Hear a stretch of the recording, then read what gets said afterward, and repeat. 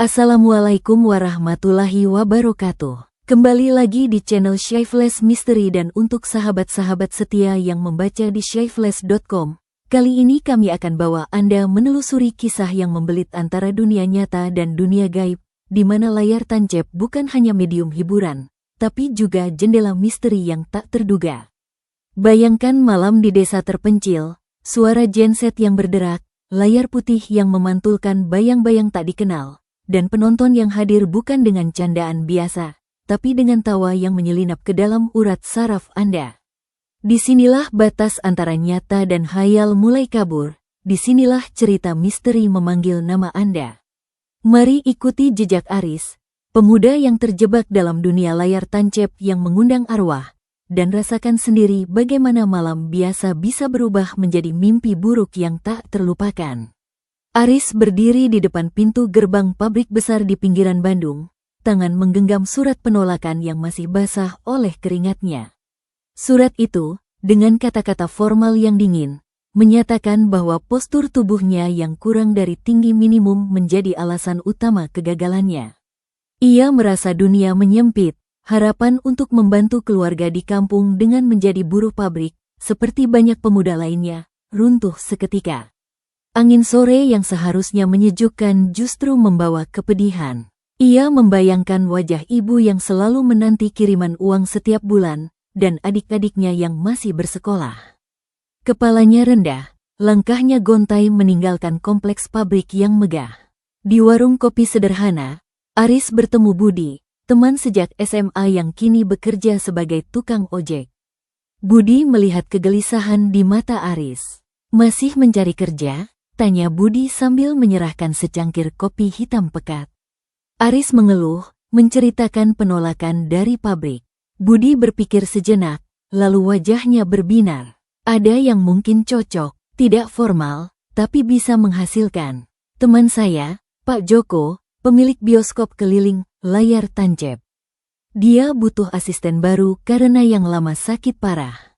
Pekerjaannya keliling desa-desa di Jawa Barat, memasang film di lapangan. Gaji lumayan, plus makan dan penginapan gratis selama perjalanan. Kalau mau, aku bisa antar kamu ke tempatnya." Harapan kecil mulai tumbuh di hati Aris. Ia tahu pekerjaan itu tidak mudah, mungkin penuh ketidakpastian. Tetapi, makan dan penginapan gratis, berarti ia bisa mengirim hampir seluruh gaji ke keluarga. Tanpa banyak tanya, Aris menyatakan kesediaannya. Budi mengajaknya langsung ke sebuah gudang tua di daerah Cimahi. Gudang itu tersembunyi di belakang ruko-ruko, pintunya dari kayu jati yang sudah lapuk. Begitu masuk, Aris disergap oleh aroma campuran, bau mesin tua, minyak, dan gulungan film yang terasa khas. Pak Joko, seorang pria berusia sekitar 50 tahun dengan rambut sudah memutih sebagian, menyambut mereka. "Sudah lama tidak ada yang muda mau belajar ini," ucap Pak Joko dengan suara berat namun ramah. Ia menjelaskan bahwa bisnis layar tancap masih hidup di desa-desa yang belum terjangkau televisi atau internet, terutama untuk acara hajatan seperti pernikahan, hitanan, atau syukuran desa. Pak Joko menunjukkan peralatan inti, sebuah mesin proyektor 16 mm merek Bell dan Howell yang sudah berusia puluhan tahun, namun masih terawat. Mesin ini lebih kuat daripada proyektor digital, bisa dipakai di tempat tanpa listrik, pakai genset, ia menjelaskan sambil membuka kotak kayu tempat mesin itu disimpan. Lalu, ada gulungan film dalam kaleng-kaleng besi, film-film Indonesia era 80s dan 90s, terutama genre horor Suzana, drama, dan sedikit komedi. Film horor selalu paling laris, canda Pak Joko. Selain itu, ada layar putih besar yang bisa dipasang dengan tiang bambu, genset diesel kecil, kabel-kabel, dan lampu karbon khusus untuk proyektor. Aris diperkenalkan dengan tugas dasar, memasang gulungan film dengan hati-hati agar tidak sobek, merawat mesin proyektor termasuk membersihkan lensa dan memastikan lampu karbon tidak putus saat pemutaran, serta membantu memasang layar dan genset. "Kamu juga harus belajar baca jalan, karena kita sering masuk desa terpencil, jalannya seperti medan perang," tambah Pak Joko. Aris, yang sejak kecil terbiasa dengan kerja fisik di sawah, merasa tidak terlalu khawatir dengan hal teknis. Ia lebih cemas dengan hal gaib. Desa-desa terpencil sering dikaitkan dengan cerita mistis. Namun, kebutuhan ekonomi menutup semua keraguan. Gaji awal 1,5 juta rupiah per bulan, plus uang makan dan penginapan selama tur. Kalau ada acara besar, bisa ada bonus, kata Pak Joko. Aris langsung setuju. Ia memulai dengan membantu membersihkan gudang dan mengatur kaleng film berdasarkan judul. Dalam seminggu, ia sudah bisa membedakan film Sundel Bolong dengan Teror Danau Toba. Pak Joko juga mengajarinya cara memperbaiki genset sederhana dan tips mengatasi masalah saat pemutaran, seperti ketika film macet atau lampu proyektor redup. Hari pertama kerja resmi dimulai dengan perjalanan ke sebuah desa di Kabupaten Sumedang untuk acara hitanan anak kepala desa. Aris membantu membongkar peralatan dari mobil pikap tua Pak Joko, memasangnya di lapangan, dan mengoperasikan genset. Saat film dimulai, anak-anak dan warga berkumpul dengan riang. Aris melihat langsung bagaimana layar tancap membawa kebahagiaan sederhana bagi masyarakat yang jarang menonton hiburan visual. Ia merasa lega, pekerjaan ini tidak hanya memberi nafkah, tetapi juga makna. Namun, di balik kepuasan itu, ada sesuatu yang menggelitik pikiran Aris. Suatu sore, saat ia sedang menata kaleng film di gudang, ia menemukan satu kaleng yang berbeda, tanpa label, berdebu lebih berat, dan ketika dibuka, gulungan filmnya tampak lebih tua, dengan warna yang sudah memudar. Pak Joko, melihatnya, cepat-cepat mengambil kaleng itu. Ini film khusus, jarang diputar. Simpan saja di tempat itu, katanya dengan nada sedikit berubah. Aris tidak menanyakan lebih lanjut, tetapi rasa penasaran mulai tumbuh. Ia tidak tahu bahwa kaleng film tanpa label itu akan menjadi bagian dari petualangan yang jauh lebih berat daripada hanya perjalanan di jalan berbatu. 6 bulan telah berlalu sejak Aris menjadi asisten Pak Joko. Waktu itu mengubahnya dari pemuda yang cemas menjadi pekerja yang tangguh, terbiasa dengan ritme hidup yang tidak menentu, berangkat pagi, pulang larut, atau bahkan tidak pulang selama beberapa hari ketika acara berlangsung di desa yang jauh. Ia telah menguasai teknik praktis pekerjaan layar tancap, mulai dari memasang gulungan film dengan presisi agar tidak terbalik atau kusut, hingga merawat mesin proyektor dengan ritual khusus setiap pagi sebelum berangkat, membersihkan lensa dengan kain mikrofiber khusus, memeriksa lampu karbon, dan menguji putaran roda film.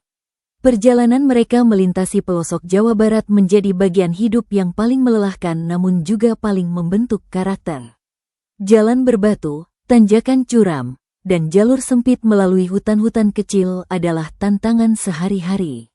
Mobil pikap tua Pak Joko, yang dijuluki si kuda, sering mogok di tengah jalan. Aris belajar cepat bagaimana mendorong mobil di lereng, mengatasi genset yang tidak mau start karena kelembaban, bahkan memperbaiki kabel yang putus dengan splitching sederhana. Pak Joko, yang dulunya seorang montir, mengajarkan semua itu dengan sabar. Di desa, kita tidak bisa tergantung pada bengkel. Kita harus jadi dokter untuk semua peralatan ini, ujarnya sering. Selain fisik, Aris juga belajar budaya dan adat desa-desa tempat mereka bekerja. Setiap daerah memiliki keunikan. Di beberapa tempat, film harus dimulai setelah doa bersama. Di lain tempat, penonton anak-anak harus diberi tempat paling depan. Dan di beberapa desa yang masih kuat tradisi, mereka harus meminta izin dari sesepuh sebelum memasang layar. Aris menjadi ahli dalam membaca situasi dan beradaptasi. Ia juga belajar bahwa film horor Suzana memang selalu menjadi favorit, terutama di acara-acara yang ingin menciptakan suasana seru, namun tetap dalam batas wajar. Adegan-adegan yang bagi orang kota mungkin dianggap kuno, bagi warga desa adalah hiburan yang menyegarkan. Namun, ada satu hal yang Aris tidak pernah benar-benar terbiasa, menginap di lokasi acara setelah pemutaran. Biasanya, jika desa sangat jauh, mereka akan diterima oleh keluarga yang punya hajatan untuk tidur di rumah atau balai desa. Aris sering terbangun di tengah malam karena suara-suara alam yang bagi warga lokal mungkin biasa, tetapi bagi dirinya masih misterius, gemerisik daun di luar, suara binatang nokturnal, atau bahkan kadang-kadang seperti ada langkah kaki di sekitar tempat mereka tidur. Pak Joko, yang sudah berpengalaman 30 tahun, sering menenangkannya. Itu hanya angin atau binatang kecil.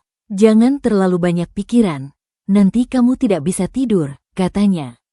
Namun, Aris merasa bahwa Pak Joko sendiri kadang-kadang juga waspada, terutama jika mereka menginap di desa yang dikenal memiliki cerita-cerita mistis.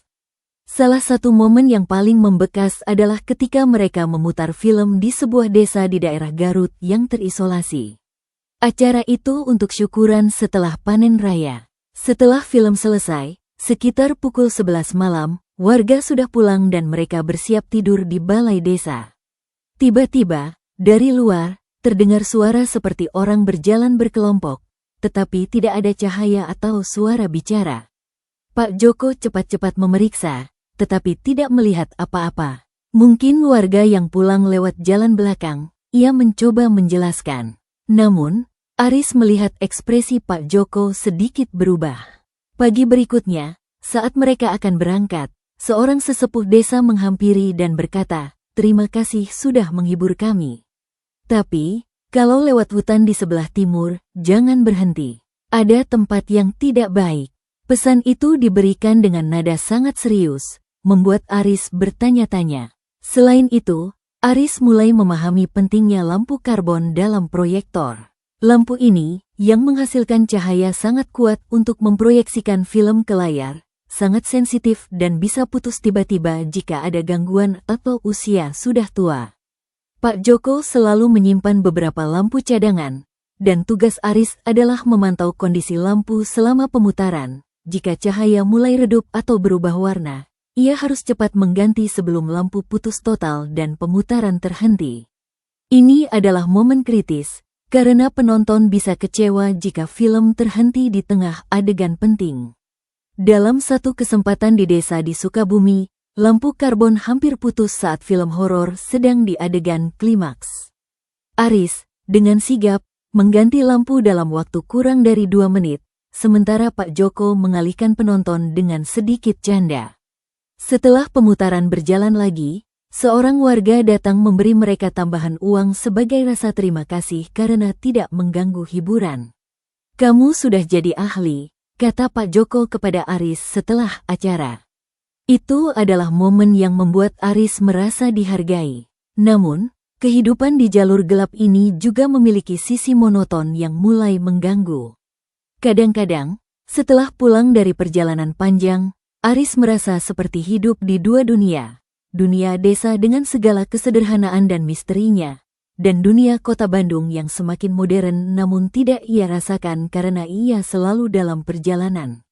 Ia jarang bertemu dengan teman-teman lama, dan komunikasi dengan keluarga di kampung hanya melalui telepon singkat ketika ada sinyal. Ia mulai merenung, apakah ini hidup yang ia ingin jalani terus? Tetapi, setiap kali ia menerima kiriman uang dari Pak Joko dan bisa mengirim hampir seluruhnya ke ibu, ia merasa semua pengorbanan berarti. Pada akhir bulan ke-6, Pak Joko memberi Aris bonus karena kinerja baik. "Kamu sudah jadi partner saya, bukan hanya asisten," ucap Pak Joko.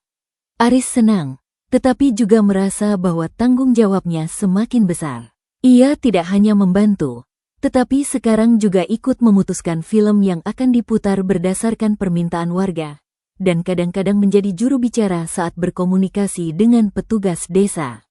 Ia mulai merasa bahwa pekerjaan ini memberinya identitas baru, bukan lagi pemuda yang gagal di pabrik, tetapi seorang pengelola hiburan tradisional yang dihormati di banyak desa. Namun, semua keseimbangan itu akan terganggu oleh sebuah panggilan darurat yang datang di saat mereka paling lelah. Panggilan itu tidak hanya menguji kemampuan teknis mereka, tetapi juga membawa mereka ke sebuah wilayah yang tidak pernah tercatat dalam peta perjalanan mereka sebelumnya. Wilayah yang akan mengubah pandangan mereka tentang dunia nyata dan dunia yang tak terlihat. Hari itu, Aris dan Pak Joko baru kembali dari tur panjang yang mencakup 3 desa di Sukabumi dan Garut. Perjalanan selama 5 hari itu melelahkan, jalan yang rusak parah, 2 kali mogok, dan 1 kali hampir kehabisan bahan bakar di tengah hutan. Mereka pulang dengan tubuh penuh debu dan pikiran yang ingin segera beristirahat. Gudang di Cimahi menjadi tempat pelarian, di mana mereka bisa membersihkan peralatan dan menyimpan kembali film-film yang sudah diputar. Saat mereka sedang mencuci mobil pikap di depan gudang, seorang pria dengan pakaian semi-formal, kemeja lengan panjang dan celana kain, datang dengan langkah cepat. Ia mengenalkan diri sebagai Pak Suro, petugas desa dari sebuah wilayah di perbatasan Sukabumi Cianjur. Wajahnya tampak cemas, dengan garis-garis ketegangan di sekitar mata. Pak Joko, mohon bantuan. Di desa kami ada hajatan pernikahan anak kepala desa besok. Sudah disiapkan acara wayang golek, tetapi dalangnya tiba-tiba sakit parah, tidak bisa datang. Kami butuh hiburan pengganti cepat. Layar tancap adalah satu-satunya harapan, ujarnya dengan nada memohon. Pak Joko, yang masih dalam kondisi lelah, langsung mengernyit. Besok, itu terlalu cepat. Kami baru pulang. Peralatan belum fully cek dan kami butuh waktu untuk persiapan. Selain itu, desa Anda pasti jauh, kan? Pak Joko tahu bahwa desa-desa di perbatasan sering sangat terisolasi. Pak Suro tidak menyerah. Ini acara sangat penting. Kepala desa sudah mengundang banyak tamu dari luar. Jika tidak ada hiburan, itu akan jadi aib bagi keluarga. Kami bisa bayar lebih. Ini uang muka. Ia mengeluarkan selembar envelope dari sakunya, mengandung sejumlah uang yang cukup besar, sekitar 2 kali tarif normal. Pak Joko melihat uang itu, lalu melihat Aris yang juga sedang memperhatikan. Mereka tahu bahwa dengan uang sebanyak itu, mereka bisa mendapatkan bonus besar dan juga membantu desa yang sedang dalam kesulitan. Setelah berpikir sejenak, Pak Joko akhirnya setuju. Baik, kami akan datang. Tapi, karena ini acara pengganti wayang, kami harus memutar film yang seru, bisa menarik semua usia. Biasanya, film horor Suzana paling cocok. Pak Suro langsung menyetujui. Horor bagus, biar suasana jadi hidup, katanya. Mereka sepakat bahwa Pak Suro akan memberikan detail lokasi dan waktu, dan mereka akan berangkat pagi besok. Setelah Pak Suro pergi, Pak Joko dan Aris mulai bekerja cepat. Mereka memilih 3 film horor Suzana yang populer, Sundel Bolong, Teror Danau Toba, dan Kuntilanak. Film-film itu sudah terbukti selalu menarik penonton desa. Mereka juga memeriksa semua peralatan, genset, proyektor, kabel, lampu karbon cadangan, dan layar. Karena perjalanan pasti panjang dan medan sulit, mereka juga membawa tambahan bahan bakar, alat reparasi sederhana, dan persediaan makanan serta air minum untuk 2 hari. Saat memilih film, Aris tiba-tiba ingat kaleng film tanpa label yang pernah ia temui bulan sebelumnya. Pak, film tanpa label itu bisa dipakai juga? Mungkin ada film horor lain di sana, tanya Aris. Pak Joko tampak sedikit terganggu. Itu film khusus, tidak untuk diputar sembarangan. Kita pakai yang sudah biasa saja, jawabnya cepat. Aris tidak menanyakan lagi, tetapi rasa penasaran semakin besar. Ia merasa bahwa Pak Joko menyimpan sesuatu tentang film itu. Malam sebelum berangkat, Aris mencoba tidur awal, tetapi pikiran tidak tenang. Ia membayangkan desa yang akan mereka datangi, desa di perbatasan, mungkin lebih terisolasi daripada desa-desa sebelumnya. Ia juga merasa ada sesuatu dalam cara Pak Suro meminta yang membuatnya tidak nyaman. Nada memohonnya terlalu dramatis, seperti ada tekanan lebih daripada hanya acara pernikahan. Namun, ia menganggap itu hanya karena keadaan darurat. Pagi hari, mereka berangkat sebelum matahari terbit. Mobil pikap penuh dengan peralatan, dan mereka juga membawa seorang kenalan Pak Joko, seorang tukang yang membantu jika ada masalah berat dengan mobil. Namun, tukang itu hanya bisa membantu sampai titik tertentu, karena ia harus kembali ke Bandung setelah mereka masuk ke jalur pedalaman. Cuaca pagi itu cerah. tetapi langit di arah perbatasan tampak lebih gelap, seperti ada awan tebal yang menggumpal. Dalam perjalanan, Pak Joko berbagi cerita tentang pengalaman darurat sebelumnya.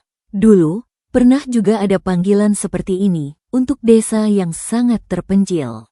Saat itu, hampir terjadi masalah besar karena kita tidak tahu bahwa desa itu memiliki ritual khusus sebelum hiburan. Kita harus ikut ritual, baru bisa memutar film. Kalau tidak, mereka bilang film tidak akan bisa diputar dengan baik. Aris mendengar dengan serius, merasa bahwa pekerjaan ini tidak hanya tentang teknis, tetapi juga tentang memahami dunia lain yang mungkin tidak ia ketahui. Setelah beberapa jam, mereka mencapai titik di mana kenalan tukang harus kembali. Dari sana, mereka melanjutkan sendiri. Jalan mulai berubah dari aspal biasa menjadi jalan tanah berbatu, lalu semakin sempit dan menanjak. Pepohonan semakin lebat, dan tanda-tanda kehidupan manusia semakin sedikit. Mereka melewati beberapa perkampungan kecil, tetapi tidak ada yang sesuai dengan deskripsi Pak Suro. Aris mulai cemas. Apakah mereka sudah masuk jalur yang benar? Pak Joko memastikan bahwa mereka mengikuti petunjuk yang diberikan. Setelah melewati pasar kecil tertentu, belok ke jalan yang ada papan, Desa Sukamaju. Namun, papan itu tidak mereka temui. Mereka terus melaju, berharap bahwa mereka hanya perlu waktu lebih lama. Siang hari berlalu, dan sore mulai datang. Mereka belum mencapai desa tujuan, dan komunikasi dengan Pak Suro tidak mungkin karena tidak ada sinyal telepon. Ketika matahari mulai turun, mereka mencapai sebuah persimpangan di mana ada dua jalur, satu terus menanjak ke hutan, satu turun ke lembah. Pak Joko, berdasarkan intuisi dan sedikit ingatan dari peta mentalnya, memilih jalur yang menanjak ke hutan. Desa-desa terpencil sering di atas, biar aman dari banjir, katanya. Namun, setelah masuk ke jalur itu, jalan menjadi semakin rusak, dengan batu-batu besar dan lubang-lubang yang membuat mobil harus melaju sangat hati-hati. Lelah dan mulai khawatir, mereka berhenti sebentar untuk memastikan kembali petunjuk.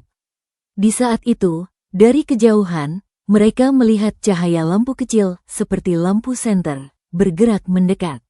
Itu adalah pertanda pertama bahwa mereka mungkin tidak sendirian di jalur itu. Namun, siapa yang bisa berada di hutan saat senja begini? Aris merasa jantungnya berdetak sedikit lebih cepat. Mereka tidak tahu bahwa cahaya itu adalah awal dari perjalanan yang akan membawa mereka bukan hanya ke desa yang mereka target, tetapi ke sebuah tempat yang tidak pernah mereka bayangkan, tempat di mana batas antara dunia nyata dan dunia lain menjadi sangat tipis. Cahaya lampu kecil itu semakin mendekat, dan akhirnya mereka melihat sosok seorang pria berjalan dengan cepat di jalur yang sama. Pria itu, yang mengenakan jaket sederhana dan celana panjang, langsung menghampiri mobil mereka. Ia memperkenalkan diri sebagai Pak Hendro, utusan dari Pak Suro yang ditugaskan menunggu mereka di jalur ini karena tahu bahwa jalan utama rusak parah. Pak Suro khawatir kalian tidak bisa menemukan jalan, jadi saya ditugaskan menunggu di titik ini, ucap Pak Hendro dengan nada datar namun terdengar membantu. Aris dan Pak Joko merasa lega. Ada penunjuk jalan yang bisa membantu mereka mencapai desa sebelum acara pernikahan besok. Pak Hendro menjelaskan bahwa mereka harus belok ke jalan kecil yang tidak terlihat jelas dari jalur utama. Jalan itu berada di sebelah kanan. Setelah mereka melewati sebuah pohon besar yang bentuknya unik. Ikuti saya akan jalan di depan dengan lampu. Mobil kalian ikut dari belakang, kata Pak Hendro. Mereka mulai bergerak lagi, dengan Pak Hendro berjalan di depan membawa lampu senter. Dan mobil mengikutinya dengan kecepatan sangat rendah karena jalan semakin sempit dan berbatu. Lingkungan sekitar sudah gelap, dengan hanya cahaya bulan yang sedikit membantu melalui rimbun daun pohon. Suara alam menjadi satu-satunya musik, kicau burung niscar, gemerisik daun, dan kadang-kadang suara seperti hewan bergerak di semak-semak. Setelah sekitar 30 menit, mereka mencapai pohon besar yang disebutkan. Pohon itu memang unik, dengan bentuk seperti tangan yang mencengkeram. Pak Hendro memberi tanda, dan mereka belok ke jalan kecil di sebelah kanan. Jalan itu bahkan lebih sempit, hanya cukup untuk mobil dengan sedikit ruang di sisi kanan dan kiri. Vegetasi semakin lebat, dan aroma hutan, campuran tanah basah, daun, dan sesuatu yang seperti bunga tapi tidak ia kenal, menyeruak kuat. Aris, yang duduk di sebelah Pak Joko, mulai merasa tidak nyaman.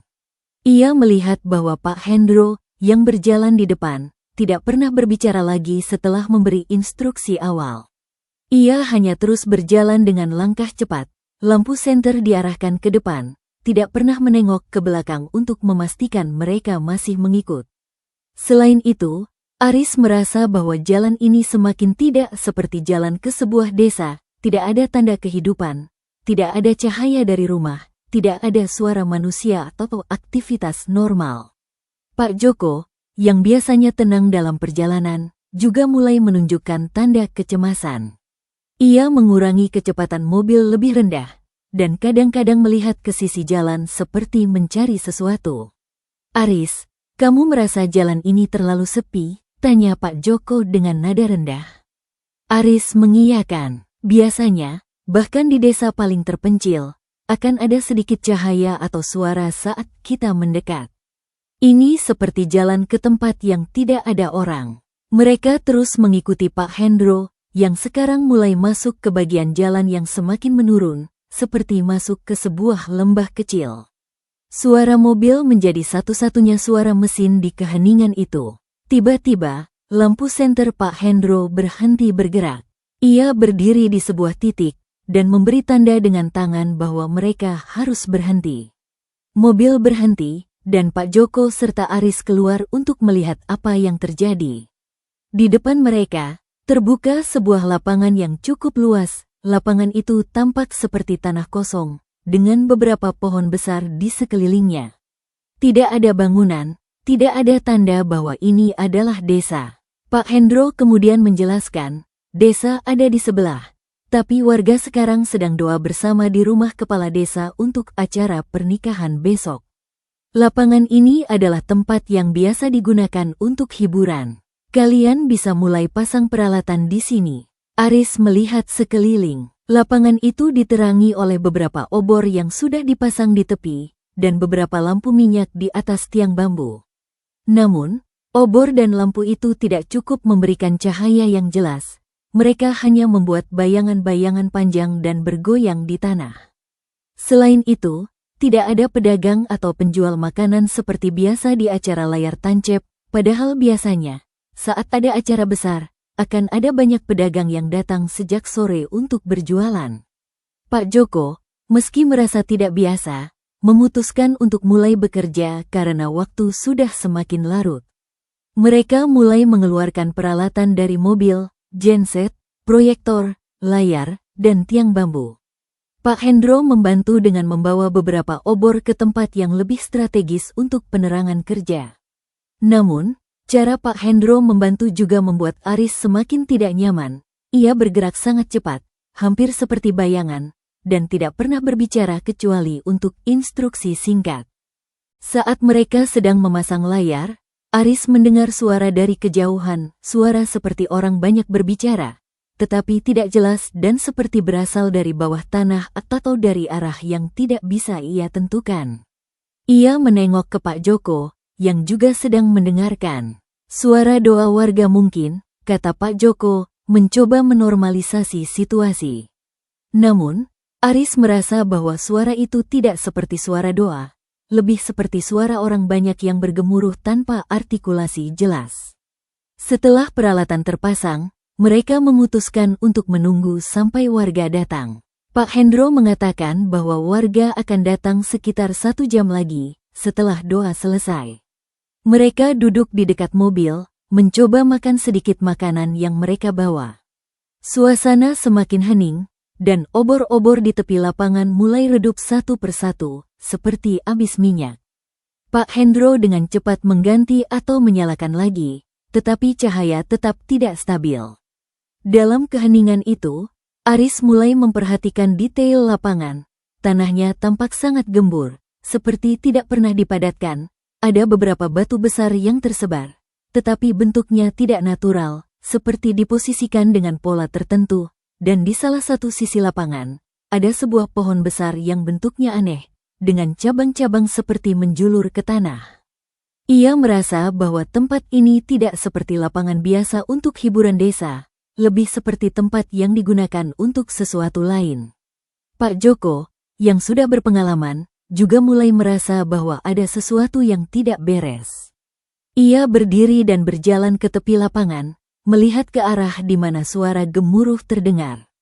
Dari kejauhan, ia melihat cahaya-cahaya kecil bergerak, seperti lampu-lampu yang dibawa orang banyak. Warga mungkin mulai datang, ia berkata kepada Aris. Namun, cahaya itu bergerak dengan pola yang tidak biasa, tidak berjalan secara linear, tetapi seperti bergerak dalam kelompok-kelompok yang terpisah, dan kadang-kadang berhenti lama di satu titik sebelum bergerak lagi. Saat mereka kembali ke tempat peralatan, Pak Hendro sudah tidak ada di sana. Ia menghilang tanpa kata, seperti sebelumnya ketika mereka pertama bertemu di jalur hutan. Aris dan Pak Joko bertanya-tanya, tetapi karena warga mungkin akan datang, mereka memutuskan untuk memulai persiapan akhir, memastikan genset berjalan, proyektor sudah terhubung, dan film pertama sudah terpasang. Film pertama yang akan mereka putar adalah Sundel Bolong, film horor Suzana yang biasanya dibuka dengan adegan komedi ringan untuk menarik penonton sebelum masuk ke bagian seram. Mereka memutuskan untuk mulai memutar film saat warga datang, agar tidak perlu menunggu lama. Namun, ketika mereka siap dan melihat ke arah datangnya cahaya-cahaya kecil, mereka mulai melihat bahwa warga yang datang tidak seperti penonton biasa. Mereka datang dalam kelompok, tetapi langkahnya sangat teratur dan seragam, tidak ada suara bercakap-cakap atau canda seperti biasanya. Cahaya yang mereka bawa bukan lampu senter atau obor biasa, tetapi seperti lampu kecil yang menghasilkan cahaya redup dan berwarna kuning pucat. Aris merasa jantungnya berdetak kencang. Ia melihat Pak Joko, yang wajahnya mulai menunjukkan ketakutan yang tidak pernah ia lihat sebelumnya. Mereka tidak tahu bahwa apa yang mereka lihat bukanlah warga desa yang akan menonton film, tetapi sesuatu yang jauh berbeda, sesuatu yang akan membuat malam itu menjadi malam paling menyeramkan dalam hidup mereka, dan mengubah semua yang mereka tahu tentang layar tancap dan dunia di baliknya. Cahaya-cahaya kecil itu semakin mendekat, dan akhirnya Aris dan Pak Joko bisa melihat bentuk dari para penonton yang datang. Mereka adalah kelompok orang sekitar 50 atau lebih yang berjalan dengan langkah lambat dan teratur, seperti dalam prosesi. Tidak ada anak-anak, tidak ada orang tua yang tampak sangat tua, hanya orang-orang dengan usia tampak dewasa, tetapi dengan ekspresi wajah yang sama, datar, kosong, tidak menunjukkan antusiasme atau keinginan untuk hiburan. Para penonton itu mulai mengambil tempat di depan layar, duduk di tanah yang sudah mereka siapkan dengan beberapa tikar yang dibawa sebelumnya. Namun, cara mereka duduk juga tidak biasa. Mereka duduk sangat rapat, tidak ada celah antara satu orang dengan lainnya, dan semua menghadap layar dengan postur yang sama, tegak, tangan di samping, tidak ada gerakan kecil atau mengobrol. Aris, yang biasanya bertugas mengatur penonton agar tidak terlalu dekat dengan proyektor atau genset, merasa tidak perlu melakukan apa-apa karena penonton ini sudah tertata dengan pola yang hampir seperti formasi. Ia melihat ke Pak Joko, yang sedang memeriksa proyektor untuk memastikan semua berjalan baik. Pak Joko memberi tanda bahwa mereka bisa mulai. Genset mulai berputar. Suara mesin diesel menjadi satu-satunya suara mesin di lapangan yang sekarang semakin sunyi. Proyektor dihidupkan, dan lampu karbon mulai menghasilkan cahaya kuat yang memproyeksikan gambar pertama film ke layar. Film Sundel Bolong dimulai dengan adegan komedi ringan, di mana karakter utama melakukan kesalahan lucu dalam pekerjaannya. Biasanya, di acara layar tancap, adegan komedi awal akan direspons dengan tawa atau canda dari penonton. Namun, di lapangan ini, tidak ada suara tawa. Penonton hanya melihat dengan wajah tetap datar, tidak ada perubahan ekspresi, tidak ada gerakan. Aris merasa seperti memutar film untuk sebuah audiens yang tidak hidup atau audiens yang tidak tertarik dengan hiburan. Setelah adegan komedi berlalu, film masuk ke bagian horor, di mana karakter mulai mengalami gangguan dari makhluk halus. Adegan pertama yang seram muncul, sosok kuntilanak muncul di kamar karakter utama. Biasanya, di pemutaran biasa, penonton akan bereaksi dengan teriakan kecil, atau anak-anak akan bersembunyi di belakang orang tua. Namun, di lapangan ini, sesuatu yang aneh mulai terjadi. Saat sosok kuntilanak muncul di layar, penonton mulai tertawa. Tetapi, tawa itu tidak seperti tawa normal, tawa itu terdengar seperti suara melengking, tinggi, dan bergema, seperti berasal dari banyak sumber tetapi dengan nada yang sama. Suara itu tidak sesuai dengan ekspresi wajah mereka. Wajah tetap datar, mata kosong, hanya mulut yang terbuka dan menghasilkan suara tawa yang menyeramkan. Aris, yang berdiri di samping proyektor, mulai melihat lebih detail pada penonton di barisan depan. Ia melihat seorang perempuan yang duduk tepat di tengah barisan pertama. Perempuan itu mengenakan kebaya seperti dari era lama, tetapi kebaya itu tampak kusam dan seperti sudah lama tidak dicuci. Wajah perempuan itu tidak normal. Bagian wajahnya seperti hancur di satu sisi, dengan mata yang menggantung tidak pada tempatnya, dan kulit yang tampak pucat seperti tidak hidup. Namun, perempuan itu tidak bergerak, hanya duduk dan sesekali tertawa dengan suara melengking saat adegan horor muncul. Di sebelah perempuan itu, ada seorang pria dengan baju kusam, baju seperti dari bahan sederhana yang sudah lapuk. Pria itu memiliki kulit hitam dan kering, dengan daging pipi yang tampak rontok di satu bagian, seperti ada luka atau kerusakan yang tidak disembuhkan. Pria itu juga tertawa, tetapi suara tawanya berbeda, berat, bergema, seperti suara dari dalam tanah. Aris mulai merasa bahwa apa yang ia lihat bukanlah penonton manusia biasa. Ia cepat-cepat melihat ke Pak Joko, yang juga sudah mulai panik. Pak Joko mencoba fokus pada proyektor, tetapi ia juga melihat ke penonton dan wajahnya menunjukkan ketakutan yang semakin besar. Film terus berjalan, masuk ke adegan horor yang lebih intens.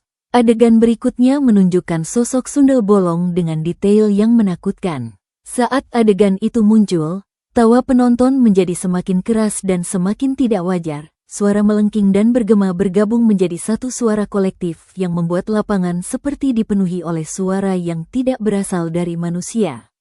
Aris melihat bahwa beberapa penonton mulai menunjukkan perubahan fisik yang tidak mungkin. Perempuan dengan kebaya itu, dari punggungnya, mulai muncul sesuatu seperti cahaya redup, dan kemudian Aris melihat bahwa punggungnya tampak bolong, dengan bagian seperti luka besar yang mengeluarkan sesuatu yang tidak ia bisa deskripsikan. Pria dengan baju kusam, dari bawah bajunya, mulai terlihat seperti ada kain kafan yang keluar. Kafan itu tampak kotor dan seperti sudah lama digunakan. Di barisan belakang, Aris melihat penonton lain yang juga mulai menunjukkan tanda-tanda yang tidak normal. Wajah-wajah yang mulai busuk, dengan kulit yang terkelupas atau mata yang tidak simetris. Namun, semua penonton itu tetap duduk, tetap tertawa dengan suara yang menyeramkan, tetap menghadap layar seperti terpaku. Pak Joko, yang semakin tidak bisa fokus, tiba-tiba tersandung pada kabel proyektor yang tidak ia perhatikan karena panik. Kabel itu terlepas, dan proyektor mati seketika. Layar menjadi gelap, dan suara genset tetap berjalan tetapi tidak ada gambar. Suara tawa penonton juga berhenti seketika, seperti dipotong. Dalam kegelapan, Aris melihat bahwa penonton sekarang tidak hanya duduk, mereka mulai bergerak, tetapi tidak untuk pergi atau marah karena pemutaran terhenti. Mereka mulai bergerak dengan pola yang aneh, beberapa mulai berdiri, tetapi tidak menghadap ke Aris atau Pak Joko. Mereka menghadap ke arah lain, seperti ke pohon besar di tepi lapangan. Aris cepat-cepat membantu Pak Joko untuk memasang kembali kabel. Dalam proses itu, ia melihat ke arah pohon besar, dan di sana, ia melihat sesuatu yang membuatnya hampir tidak bisa bergerak. Di balik pohon, ada kelompok mata merah kecil seperti dari banyak makhluk. tetapi mereka bergerak bersama dan mulai membentuk pola seperti wajah raksasa. Wajah itu tidak memiliki bentuk jelas, hanya pola mata merah yang seperti mengintai dari balik daun. Pak Joko, setelah memasang kabel, cepat-cepat menghidupkan proyektor lagi. Lampu karbon menyala, dan gambar film kembali muncul di layar. Namun, saat cahaya proyektor menyinari lapangan, apa yang mereka lihat sekarang bukan lagi penonton manusia dengan wajah datar, apa yang mereka lihat adalah makhluk-makhluk dengan bentuk yang mengerikan. Perempuan dengan kebaya sekarang jelas menunjukkan punggung bolong dengan luka besar yang berdarah, darah itu tampak hitam dan seperti tidak mengalir normal. Pria dengan baju kusam sekarang jelas dibungkus oleh kafan kotor yang menutupi sebagian tubuhnya, dan dari bawah kafan, tampak kaki yang tidak seperti kaki manusia, lebih seperti kaki dengan bentuk tidak lengkap. Penonton lain menunjukkan wajah busuk dengan detail yang tidak mungkin disembunyikan, kulit terkelupas, mata tidak simetris, mulut yang terbuka terlalu besar. Dan di balik pohon, mata merah sekarang membentuk wajah raksasa dengan mulut besar yang juga terbuka, seperti meniru tawa yang sebelumnya terdengar dari penonton. Aris dan Pak Joko tidak bisa berpikir lagi. Mereka tahu bahwa mereka tidak berada di desa yang mereka tuju, mereka berada di tempat yang tidak manusiawi, tempat yang mungkin tidak ada dalam peta dunia nyata. Dengan semua energi yang mereka punya, mereka memutuskan satu hal, lari. Mereka meninggalkan peralatan, genset masih berjalan, proyektor masih menyala, film masih diputar, dan mereka berlari ke arah mobil, berharap bisa masuk dan melaju cepat meninggalkan lapangan itu. Namun, saat mereka mencapai mobil, mereka melihat Pak Hendro sudah berdiri di dekat mobil, dengan senyum yang sekarang jelas menyeramkan. Senyum itu tidak seperti senyum manusia, lebih seperti senyum yang dipaksa, dengan mulut terbuka terlalu luas dan mata yang tidak berkedip. Pak Hendro tidak berbicara, hanya berdiri menghalangi mereka masuk mobil. Aris dan Pak Joko, tanpa pilihan lain, berlari ke semak-semak di sisi lain lapangan, meninggalkan mobil dan semua peralatan mereka. Mereka tidak tahu apakah mereka bisa keluar dari tempat itu, tetapi mereka tahu bahwa mereka harus lari sekarang, sebelum makhluk-makhluk itu bergerak menuju mereka. Lari mereka melalui semak-semak tidak terarah. Mereka hanya berusaha menjauh dari lapangan dan dari sosok Pak Hendro yang menghalangi mobil. Semak-semak itu lebat, dengan daun-daun besar dan batang yang sering menghalangi jalan. Mereka berlari tanpa melihat, hanya berdasarkan insting untuk mencari jalan keluar. Suara dari lapangan masih terdengar, suara tawa melengking dan bergema itu sekarang semakin keras, seperti mengikuti mereka bahkan setelah mereka meninggalkan lapangan. Aris merasa bahwa suara itu tidak hanya berasal dari satu tempat, tetapi dari banyak arah, seperti lapangan itu adalah sumber dan suara menyebar ke seluruh area. Setelah beberapa menit berlari, mereka mencapai sebuah jalan kecil yang tampak lebih terbuka. Jalan itu seperti jalan tanah biasa, tetapi tidak ada cahaya atau tanda kehidupan. Mereka berhenti sebentar, mencoba mengambil napas dan memahami situasi. Pak Joko, yang lebih tua, sudah kelelahan dan hampir tidak bisa berbicara. Aris, kita harus mencari jalan kembali ke jalur utama. Mobil kita tidak bisa diambil sekarang, kita harus lari sampai menemukan jalan atau desa yang benar. Aris setuju, tetapi ia juga merasa bahwa mereka mungkin tidak bisa menemukan jalan dengan mudah karena mereka sudah masuk ke area yang tidak mereka kenal. Mereka memutuskan untuk terus berjalan di jalan kecil itu, berharap bahwa jalan itu akan menuju ke sesuatu yang normal. Dalam perjalanan, mereka mulai mendengar suara lain, suara seperti orang berbicara, tetapi tidak jelas. Suara itu seperti berasal dari kejauhan, dan kadang-kadang seperti ada di belakang mereka. Mereka tidak berani menengok, hanya terus berjalan cepat. Tiba-tiba, dari depan, mereka melihat cahaya seperti lampu motor atau lampu dari rumah. Cahaya itu bergerak mendekat, dan mereka melihat bahwa itu adalah sebuah motor dengan dua orang. Motor itu berhenti di depan mereka, dan orang yang mengendarai motor adalah Pak Suro, petugas desa yang meminta mereka datang.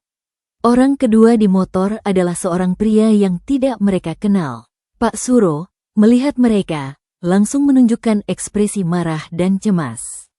"Kalian kenapa di sini? Ini bukan jalan ke desa. Ini jalan ke pasar setan," ucapnya dengan nada tinggi, hampir berteriak. Aris dan Pak Joko masih dalam keadaan panik, tidak bisa langsung menjawab. Mereka hanya menunjukkan bahwa mereka lari dari lapangan yang mereka anggap sebagai tempat acara. Pak Suro cepat-cepat menjelaskan, "Desa kita ada 5 kilometer dari sana. Lapangan yang kalian masuki adalah lapangan pasar setan, tempat keramat yang digunakan untuk ritual pesugihan oleh orang-orang tidak bertanggung jawab. Tempat itu bukan untuk hiburan, itu tempat yang banyak orang masuk dan tidak pernah keluar." Pak Joko mulai memahami, bertanya, "Lalu, Pak Hendro yang mengantar kita?" Pak Suro menjawab, "Pak Hendro? Tidak ada Pak Hendro di desa kita. Saya tidak mengirim siapa-siapa untuk menunggu kalian di jalan. Kalian pasti bertemu dengan sesuatu yang bukan manusia." Aris merasa seluruh tubuhnya dingin. Ia sekarang memahami bahwa Pak Hendro, lapangan, dan penonton yang mereka lihat bukan bagian dari dunia nyata yang mereka tahu. Mereka telah masuk ke wilayah yang tidak seharusnya mereka masuki, wilayah yang mungkin adalah wilayah antara dunia nyata dan dunia lain. Pak Suro meminta mereka naik motor, meski motor hanya untuk 2 orang, mereka memaksa naik dengan cara tidak normal. Pak Joko di belakang Pak Suro, Aris di belakang pria kedua. Mereka mulai melaju cepat, meninggalkan jalan kecil itu dan kembali ke jalur yang lebih besar. Dalam perjalanan, Pak Suro menjelaskan lebih banyak tentang pasar setan. Pasar setan adalah tempat yang sudah lama dianggap keramat. Dulunya, itu adalah tempat pemakaman dari desa tua yang sudah hilang.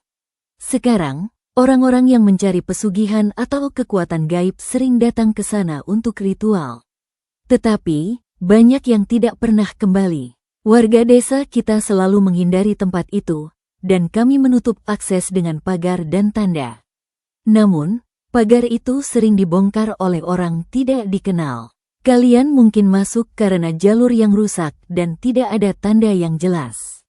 Setelah sekitar 10 menit, mereka mencapai desa yang benar, desa dengan cahaya rumah, suara orang, dan aktivitas normal. Desa itu sedang mempersiapkan acara pernikahan, dengan warga yang sibuk memasang dekorasi dan menyiapkan makanan. Mereka langsung dibawa ke rumah kepala desa, yang ternyata adalah Budi, teman Aris yang memperkenalkan pekerjaan ini. Budi, melihat Aris dan Pak Joko dalam keadaan kotor dan panik, langsung memahami bahwa sesuatu yang buruk terjadi. Ia menyambut mereka dengan wajah serius. "Aris, Pak Joko, saya mendengar dari Pak Suro bahwa kalian masuk ke pasar setan. Itu sangat berbahaya. Saya tidak pernah mengira bahwa kalian akan masuk ke sana karena jalur yang rusak." Pak Joko menjelaskan semua yang terjadi, dari pertemuan dengan Pak Hendro, lapangan sunyi, penonton dengan tawa menyeramkan, hingga makhluk-makhluk yang mereka lihat saat proyektor mati dan menyala lagi. Budi mendengar dengan ekspresi yang semakin tegang. "Kalian melihat apa yang banyak warga pernah dengar tetapi tidak pernah lihat langsung. Pasar setan adalah tempat di mana arwah-arwah tidak tenang berkumpul. Mereka sering menampakkan diri dalam bentuk yang mengerikan, terutama jika ada cahaya atau hiburan yang mengundang mereka." Budi juga menjelaskan bahwa acara pernikahan besok tidak bisa menggunakan layar tancap karena peralatan mereka masih di pasar setan, dan mereka tidak bisa mengambilnya sekarang karena malam sudah terlalu larut dan tempat itu terlalu berbahaya di malam hari. "Kami akan mencari hiburan lain, mungkin musik tradisional atau sesuatu yang tidak perlu peralatan besar. Untuk kalian, sekarang penting adalah kalian bisa pulang dengan selamat dan mengatasi trauma ini." Aris dan Pak Joko diberi tempat untuk tidur di rumah Budi. Mereka tidak bisa tidur dengan mudah, karena setiap kali mereka mencoba tidur, mereka mendengar suara tawa melengking itu dalam pikiran mereka. Mereka berbaring dengan mata terbuka, memikirkan semua yang terjadi dan bagaimana mereka bisa keluar dari situasi itu. Pagi berikutnya, Budi dan Pak Suro mengajak mereka kembali ke pasar setan untuk mengambil peralatan. Tetapi dengan persiapan khusus, mereka membawa lebih banyak orang, membawa alat penerangan kuat, dan melakukan ritual kecil dengan doa sebelum masuk. Mereka juga memastikan bahwa mereka masuk hanya saat matahari sudah tinggi, karena menurut cerita, kekuatan gaib di pasar setan lebih aktif di malam hari. Pagi itu, dengan matahari sudah cukup tinggi, Budi mengorganisir sebuah kelompok kecil terdiri dari 5 orang termasuk dirinya, Pak Suro, Aris, Pak Joko, dan 2 warga desa yang dikenal memiliki pengetahuan tentang hal-hal gaib. Mereka membawa motor dan sebuah mobil pikap kecil untuk mengangkut peralatan jika masih ada. Budi juga membawa beberapa benda yang dianggap bisa melindungi, air yang sudah didoakan, daun tertentu, dan sebuah keris kecil yang tidak digunakan untuk kekerasan tetapi sebagai simbol perlindungan. Perjalanan kembali ke pasar setan tidak melalui jalur yang sama dengan yang mereka masuki sebelumnya. Budi memilih jalur yang lebih terbuka dan diketahui lebih aman, meski lebih jauh. Jalur itu melalui area perkebunan kecil dan kemudian masuk ke hutan yang tidak terlalu lebat. Dalam perjalanan, Budi menjelaskan lebih banyak tentang sejarah pasar setan. Tempat itu dulunya adalah pemakaman dari sebuah desa yang hilang karena bencana alam ratusan tahun lalu. Desa itu terkubur oleh longsor besar, dan banyak warga yang tidak bisa diselamatkan. Arwah mereka dianggap tidak tenang karena pemakaman tidak dilakukan dengan baik. Sejak itu, tempat itu menjadi area keramat di mana banyak orang merasa ada penampakan. Namun, beberapa orang yang mencari kekuatan gaib atau pesugihan mulai menggunakan tempat itu untuk ritual, yang semakin mengaktifasi energi negatif di sana. Pak Suro tambah, kami sebagai petugas desa sering mendengar cerita tentang orang yang masuk dan tidak kembali. Kami sudah berusaha menutup akses, tetapi selalu ada orang yang membongkar pagar atau tanda. Mungkin kalian masuk karena pagar di jalur yang kalian lewati sudah dibongkar. Setelah sekitar 1 jam, mereka mencapai tepi pasar setan. Dari luar, area itu tampak seperti lapangan biasa dengan beberapa pohon besar. Tetapi ada aura yang berbeda, suasana lebih sunyi, bahkan di pagi hari, dan ada aroma seperti bunga tapi tidak wajar. Mereka masuk dengan hati-hati. Budi memimpin dengan keris kecil di tangan, bukan untuk menyerang tetapi sebagai simbol. Lapangan itu sekarang kosong, tidak ada penonton, tidak ada obor, tidak ada lampu minyak seperti sebelumnya. Peralatan layar tancap mereka masih ada, genset sudah mati, proyektor masih terpasang tetapi tidak aktif, layar masih berdiri tetapi sudah sedikit robek karena angin. Mobil pikap mereka juga masih ada, tetapi dalam kondisi yang aneh. Semua kaca mobil tampak seperti ada goresan yang tidak natural, dan ada tanda seperti tangan berusaha membuka pintu tetapi tidak berhasil. Aris dan Pak Joko cepat-cepat memeriksa peralatan. Genset masih bisa digunakan, proyektor masih bekerja meski ada sedikit kerusakan pada kabel, dan film-film masih dalam kaleng. Mereka mulai mengumpulkan semua peralatan dengan cepat, berusaha tidak terlalu lama di tempat itu. Saat mereka sedang mengangkat genset ke mobil pikap, Aris melihat sesuatu di tanah, sebuah kaleng film yang tidak mereka bawa sebelumnya. Kaleng itu adalah kaleng film tanpa label yang pernah ia lihat di gudang Pak Joko. Kaleng itu sekarang terbuka, dan gulungan filmnya tergeletak di tanah, seperti sudah dipakai. Aris mengambil kaleng itu dan menunjukkan ke Pak Joko. Pak Joko, melihat kaleng itu, wajahnya berubah. Ini film khusus yang saya simpan. Film ini bukan untuk diputar biasa, film ini adalah film dari zaman lama yang digunakan untuk ritual tertentu. Saya tidak pernah memutar film ini karena tahu bahwa film ini bisa mengundang hal-hal yang tidak diinginkan. Budi, mendengar itu, bertanya, film apa itu? Pak Joko menjelaskan, film ini adalah film dokumenter tidak resmi tentang ritual pemakaman di daerah ini dari zaman lama.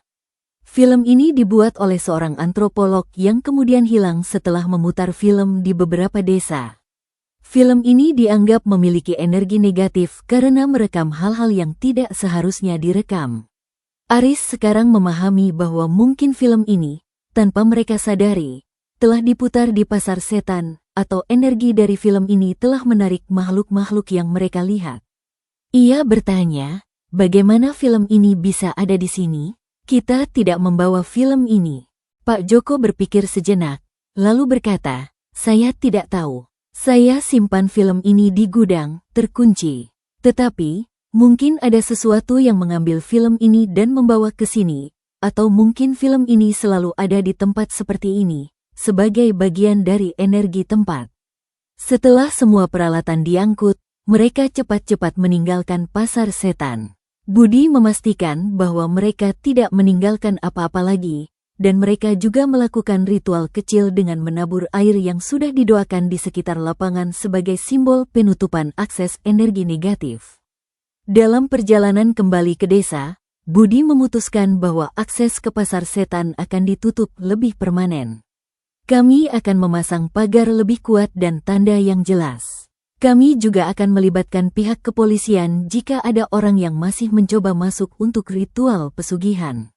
Tempat ini terlalu berbahaya untuk dibiarkan terbuka. Mereka kembali ke desa dengan peralatan yang masih bisa digunakan, tetapi dengan trauma yang masih fresh. Aris dan Pak Joko tidak bisa langsung pulang ke Bandung karena mereka masih dalam keadaan shock. Budi menyarankan mereka tinggal 1 hari lagi di desa untuk recover, dan juga untuk memastikan bahwa mereka tidak mengalami gangguan kesehatan setelah kejadian itu. Di rumah Budi, Aris dan Pak Joko berbicara panjang tentang apa yang mereka alami. Mereka menyadari bahwa pekerjaan layar tancap, yang biasanya menyenangkan dan menghibur, bisa menjadi sangat berbahaya jika mereka tidak hati-hati dengan lokasi dan energi tempat.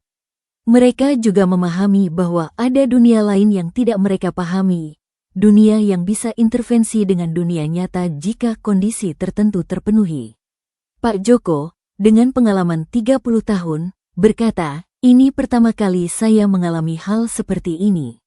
Selama ini, saya hanya mendengar cerita dari orang lain, tetapi tidak pernah mengalami langsung.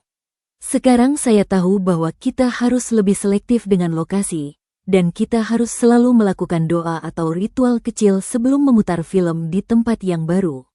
Aris, yang masih muda, merasa bahwa kejadian ini mengubah pandangannya tentang banyak hal.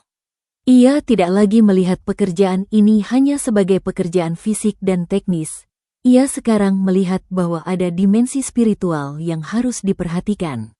Ia juga merasa bahwa ia harus belajar lebih banyak tentang budaya dan kepercayaan lokal sebelum memasuki desa baru. Malam itu, mereka tidur dengan lebih tenang. Tetapi mimpi mereka masih diisi oleh bayangan dari pasar setan. Mereka tahu bahwa pulang ke Bandung tidak akan menghilangkan trauma, tetapi mereka harus pulang untuk melanjutkan hidup dan pekerjaan. Pagi berikutnya, setelah istirahat 1 hari di desa Budi, Aris dan Pak Joko memutuskan untuk pulang ke Bandung. Mereka sudah mendapatkan peralatan mereka kembali, meski beberapa bagian perlu diperbaiki karena kerusakan kecil selama kejadian di pasar setan. Budi dan Pak Suro membantu mereka memastikan bahwa mobil pickup masih bisa digunakan, meski dengan beberapa goresan yang tidak bisa dijelaskan. Sebelum berangkat, Budi memberikan mereka beberapa pesan penting. Sekarang kalian sudah mengalami hal yang sangat berat. Saya menyarankan kalian berhenti sejenak dari pekerjaan layar tancap, atau hanya bekerja di desa-desa yang sudah kalian kenal dan aman. Jangan langsung masuk ke desa baru tanpa investigasi lebih dulu.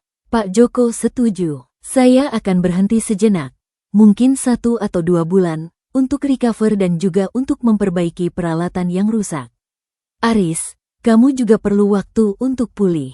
Aris, meski masih merasa trauma, juga setuju. Ia merasa bahwa ia perlu waktu untuk memahami apa yang terjadi dan bagaimana melanjutkan hidup setelah kejadian itu.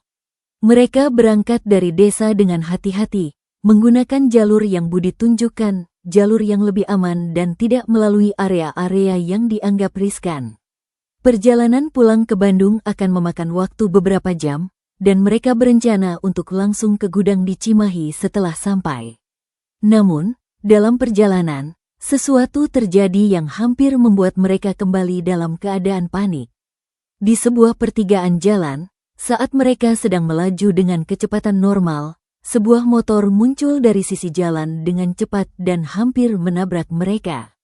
Pak Joko cepat-cepat mengerem, dan motor itu juga berhenti dengan kasar. Orang di motor adalah Pak Suro, yang datang dari arah lain dengan ekspresi panik. Kalian hampir masuk lagi ke jalur yang salah. Jalur ini ada cabang yang mengarah ke Pasar Setan lagi. Saya cepat-cepat datang karena tahu kalian mungkin tidak tahu, ucap Pak Suro dengan nada tinggi. Aris dan Pak Joko merasa lega bahwa mereka tidak masuk jalur yang salah, tetapi juga merasa bahwa mereka masih dalam keadaan yang tidak stabil, bahkan di jalan yang mereka anggap aman, masih ada risiko mereka masuk ke area yang tidak aman tanpa tahu. Pak Suro menjelaskan bahwa setelah kejadian mereka, Desa Budi dan desa-desa sekitar memutuskan untuk membuat peta lebih jelas dan tanda yang lebih besar untuk mengarahkan orang agar tidak masuk ke Pasar Setan. Kami juga akan melaporkan ke pihak pemerintah daerah agar tempat itu dianggap sebagai area terlarang dan diawasi. Setelah memastikan bahwa mereka masuk jalur yang benar, Pak Suro kembali ke desa, dan Aris dan Pak Joko melanjutkan perjalanan. Dalam perjalanan, mereka berbicara tentang apa yang akan mereka lakukan setelah pulang. Pak Joko, saya akan tutup gudang untuk beberapa waktu.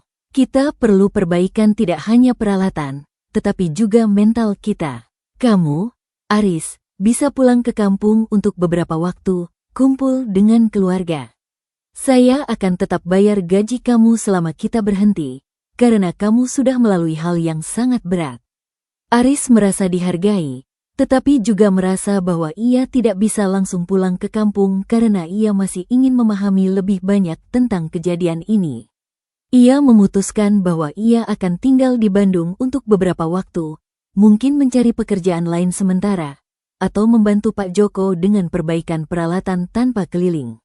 Setelah sekitar 4 jam, mereka mencapai Bandung dan langsung ke gudang di Cimahi. Gudang itu tampak seperti biasa, tetapi bagi mereka sekarang, gudang itu memiliki aura yang berbeda. Tempat yang sebelumnya hanya tempat kerja, sekarang menjadi tempat yang mereka anggap sebagai safe haven setelah kejadian di Pasar Setan. Mereka mulai membersihkan dan memeriksa peralatan. Genset masih bekerja baik, proyektor perlu perbaikan kecil pada kabel, dan layar perlu diperbaiki karena robek. Film-film mereka masih dalam kondisi baik, kecuali film tanpa label yang mereka temukan di Pasar Setan. Film itu mereka simpan khusus, dan Pak Joko memutuskan untuk menyimpan film itu di tempat yang lebih aman, mungkin tidak akan digunakan lagi. Setelah bekerja beberapa jam, mereka merasa cukup lelah dan memutuskan untuk berhenti. Pak Joko mengajak Aris makan di warung sekitar, dan mereka berbicara lebih banyak tentang rencana future. Pak Joko, setelah kita recover, kita mungkin bisa mulai lagi, tetapi hanya di desa-desa yang kita sudah kenal dan aman. Kita juga akan selalu melakukan doa kecil sebelum memulai pemutaran, dan kita akan lebih selektif dengan film yang kita putar, hindari film horor yang terlalu intens di desa yang baru. Aris setuju. Ia juga merasa bahwa ia perlu belajar lebih banyak tentang budaya dan kepercayaan lokal, mungkin dengan membaca atau bertanya kepada orang yang lebih tahu. Ia tidak ingin kejadian seperti ini terjadi lagi, tetapi ia juga tidak ingin meninggalkan pekerjaan ini karena pekerjaan ini masih memberi nafkah dan juga makna. Malam itu, Aris tidur di gudang karena ia belum memiliki tempat lain di Bandung. Tidurnya lebih baik daripada sebelumnya, tetapi masih ada mimpi kecil tentang Pasar Setan. Ia bangun dengan perasaan bahwa ia sudah melalui sesuatu yang sangat besar, dan ia harus belajar dari itu. Hari berikutnya, Budi datang ke Bandung untuk menemui mereka. Budi datang dengan membawa beberapa barang dari desa sebagai tanda terima kasih dan juga untuk memastikan bahwa mereka baik-baik. Budi juga menjelaskan bahwa akses ke Pasar Setan sudah ditutup lebih permanen dengan pagar baru dan tanda besar, dan desa-desa sekitar sudah mulai aware tentang risiko tempat itu. Kalian sudah melalui hal yang tidak banyak orang melalui. Saya harap kalian bisa recover dan melanjutkan hidup dengan lebih hati-hati, kata Budi. Aris dan Pak Joko merasa didukung. Mereka tahu bahwa mereka memiliki teman yang membantu, dan mereka juga memiliki pengalaman yang membuat mereka lebih kuat dalam menghadapi dunia yang tidak selalu predictable. Beberapa bulan telah berlalu sejak kejadian di Pasar Setan. Aris dan Pak Joko telah mengambil waktu untuk recover, memperbaiki peralatan, dan merencanakan kembali pekerjaan mereka. Mereka tidak langsung kembali ke tur keliling, tetapi memulai dengan acara-acara kecil di desa-desa yang sudah mereka kenal dan yakini aman. Aris, setelah melalui trauma, memutuskan untuk tetap bekerja dengan Pak Joko tetapi dengan pendekatan yang berbeda. Ia sekarang selalu melakukan investigasi lebih dulu tentang desa yang akan mereka datangi, bertanya tentang sejarah desa, adat lokal, dan apakah ada tempat keramat yang harus dihindari. Ia juga belajar melakukan ritual kecil sebelum pemutaran, ritual sederhana seperti doa bersama dengan warga atau menabur bunga di sekitar area pemutaran sebagai simbol penghormatan kepada alam dan arwah. Pak Joko, yang sudah lebih tua, juga menjadi lebih hati-hati. Ia sekarang selalu membawa benda-benda yang dianggap bisa melindungi, seperti keris kecil, tanpa digunakan untuk kekerasan, atau air yang sudah didoakan, dan ia juga lebih selektif dalam memilih film. Film horor Suzana masih diputar, tetapi hanya di desa yang memang memiliki tradisi menonton horor dan tidak memiliki sejarah mistis yang kuat. Pekerjaan mereka kembali berjalan, tetapi dengan beban pengalaman yang membuat mereka lebih sadar tentang dimensi lain di dunia ini. Mereka tidak lagi melihat layar tancap hanya sebagai hiburan. Mereka sekarang melihatnya sebagai sebuah aktivitas yang bisa mengundang tidak hanya penonton manusia, tetapi juga energi lain jika tidak dilakukan dengan hati-hati. Aris juga mulai menuliskan pengalamannya dalam sebuah diari, sebagai cara untuk memahami dan juga sebagai catatan untuk diri sendiri agar tidak lupa tentang risiko yang pernah ia alami. Ia menulis detail tentang Pasar Setan, tentang penonton dengan tawa menyeramkan, tentang makhluk-makhluk yang mereka lihat, dan tentang bagaimana mereka keluar dari situasi itu. Diari itu menjadi refleksi bagi ia tentang bagaimana dunia nyata dan dunia gaib bisa berinteraksi dalam kondisi tertentu. Di satu sisi, Aris merasa bahwa kejadian itu membuatnya lebih kuat secara mental. Ia tidak lagi takut dengan hal-hal kecil seperti suara alam di malam hari atau desa terpencil. Ia sekarang memiliki pengalaman langsung yang membuatnya tahu bahwa ketakutan harus dihadapi dengan pengetahuan dan persiapan. Ia juga merasa bahwa ia sekarang lebih connected dengan budaya lokal, karena ia belajar bahwa setiap desa memiliki sejarah dan kepercayaan yang harus dihormati. Pak Joko, dalam satu percakapan dengan Aris, berkata, "Kita sudah melalui hal yang mungkin tidak banyak orang melalui. Tetapi, kita juga belajar bahwa pekerjaan kita tidak hanya tentang film dan genset, itu tentang memahami masyarakat dan juga memahami dunia yang tidak selalu kita lihat." Mereka juga mendapatkan support dari Budi dan Pak Suro, yang sering menghubungi mereka untuk memastikan bahwa mereka baik-baik dan juga untuk memberi informasi tentang desa-desa yang aman untuk layar tancap. Budi, sebagai kepala desa, juga membantu mereka dengan memperkenalkan mereka ke desa-desa lain yang membutuhkan hiburan tetapi dengan lingkungan yang safe. Setelah sekitar 6 bulan sejak kejadian, Aris dan Pak Joko kembali ke tur keliling dengan jadwal yang lebih ringan dan lokasi yang lebih terjamin. Mereka tidak lagi menerima panggilan darurat tanpa investigasi, dan mereka selalu memastikan bahwa mereka memiliki informasi lengkap tentang lokasi sebelum berangkat. Dalam satu acara di sebuah desa di Sumedang yang sudah mereka kenal, Aris melihat bagaimana layar tancap masih bisa membawa kebahagiaan tanpa risiko.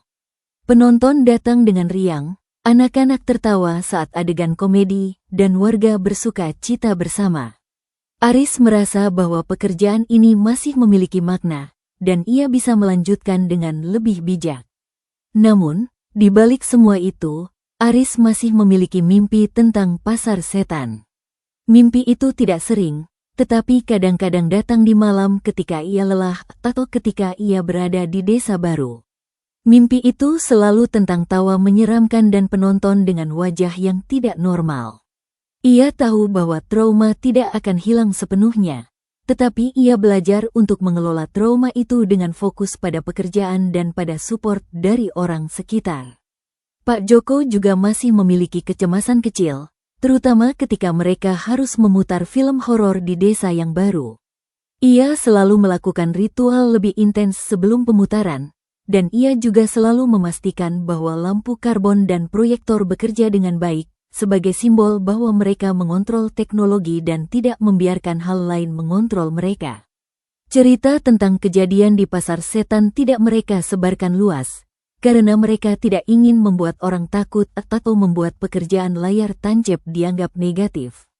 Mereka hanya berbagi dengan orang-orang tertentu yang mereka percaya, seperti Budi dan Pak Suro, dan juga dengan beberapa sesepuh di desa-desa yang mereka datangi untuk mendapatkan advice tentang bagaimana menghormati lokalitas. Aris, di akhir bulan, selalu mengirim uang ke keluarga di kampung. Ia sekarang bisa mengirim lebih banyak karena pekerjaan mereka kembali stabil, dan ia juga merasa bahwa ia bisa membantu keluarga dengan lebih baik karena ia sudah melalui pengalaman yang membuatnya lebih resilient. Dalam satu momen refleksi, Aris merenung tentang takdirnya yang membawanya ke dunia mistis melalui pekerjaan layar tancap. Ia merasa bahwa mungkin takdir itu bukan hanya tentang pekerjaan, tetapi tentang pembelajaran, bahwa dunia tidak hanya terdiri dari apa yang kita lihat, tetapi juga dari apa yang kita tidak lihat, dan bahwa kita harus selalu hati-hati dan hormat dalam setiap langkah. Pak Joko, dalam percakapan akhir, berkata, "Aris, kita sudah melalui sesuatu yang besar. Tetapi, kita juga sudah belajar bahwa kita bisa melalui itu. Sekarang, kita terus bekerja, tetapi dengan lebih banyak pengetahuan dan lebih banyak hati-hati. Itu adalah cara kita menghormati pekerjaan ini dan juga menghormati dunia yang kita hidupi." Aris setuju. Ia tahu bahwa pekerjaan ini akan terus ia jalani, tetapi dengan pendekatan yang berbeda.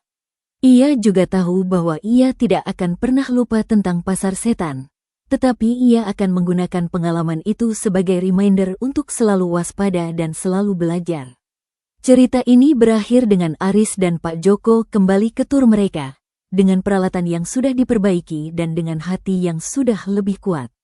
Mereka tidak lagi melihat layar tancap hanya sebagai bisnis, mereka melihatnya sebagai sebuah tradisi yang harus dihormati, sebuah hiburan yang harus diberikan dengan hati-hati, dan sebuah pekerjaan yang membawa mereka lebih dekat dengan realitas dunia, baik yang terlihat maupun yang tidak terlihat. Aris dan Pak Joko akhirnya pulang dari pasar setan dengan luka dalam, bukan di tubuh, tapi di jiwa. Mereka telah belajar bahwa pekerjaan yang mereka cintai ternyata menyimpan rahasia yang lebih dalam dari sekadar film dan genset. Setelah berbulan-bulan pulih, mereka kembali menjalankan layar tancap, tetapi dengan hati-hati baru. Aris sekarang menuliskan pengalamannya dalam buku harian, bukan hanya sebagai catatan, tapi sebagai pengingat bahwa dunia ini masih menyimpan banyak hal yang tak bisa dilihat mata. Pak Joko sering mengatakan, layar tancap itu seperti cermin. Kadang, ia memantulkan apa yang kita inginkan, tapi kadang juga, ia memantulkan apa yang menanti kita. Kisah ini bukan sekadar legenda, tapi pengalaman nyata yang dialami oleh dua insan biasa yang terjebak di antara dua dunia. Semoga kisah ini membuat kita lebih berhati-hati, lebih rendah hati, dan lebih menghormati energi di sekitar kita. Terima kasih telah menyaksikan di Shyflash Channel dan membaca di shyflash.com. Jika Anda merasa kisah ini berharga, tekan tombol like, tulis komentar, dan bagikan ke teman-teman Anda agar kisah misteri ini bisa sampai ke lebih banyak orang. Sampai jumpa di kisah berikutnya. Wassalamualaikum warahmatullahi wabarakatuh.